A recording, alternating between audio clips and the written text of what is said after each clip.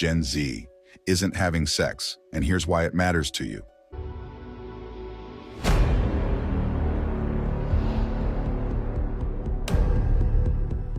In a world where TikTok challenges are the new norm, avocado toast is a breakfast staple, and adulting is considered an accomplishment, it seems that one activity is surprisingly taking a back seat: sex.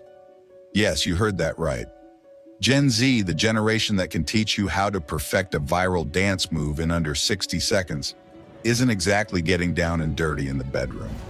And this isn't just a trivial fact for the curious. This trend has far-reaching implications that could ripple through society in ways you might not expect. Less sex, more scrolling.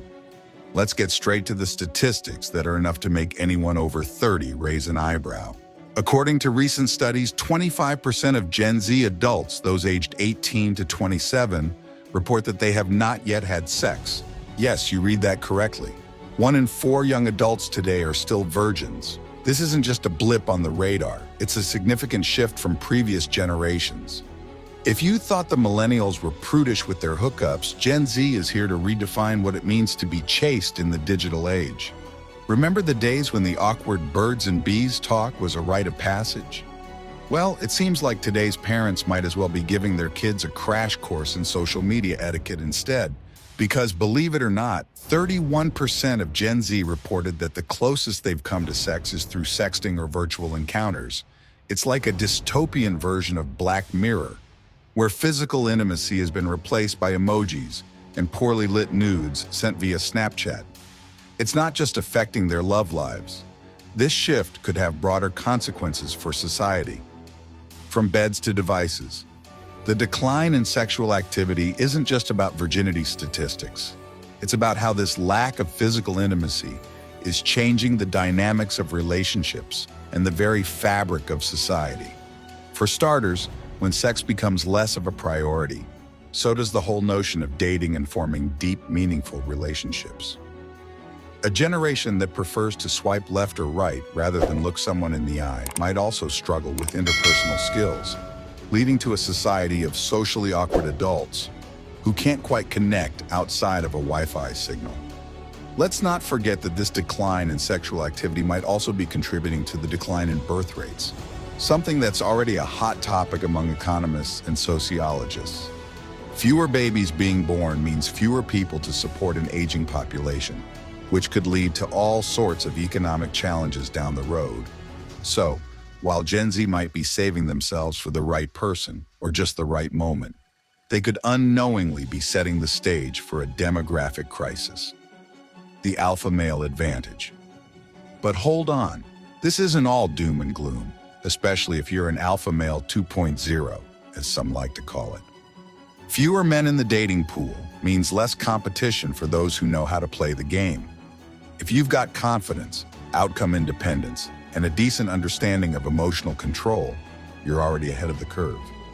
The women who are still interested in dating and sex are likely the ones who are actively seeking it out, meaning the odds are in your favor, and it's not just about getting laid.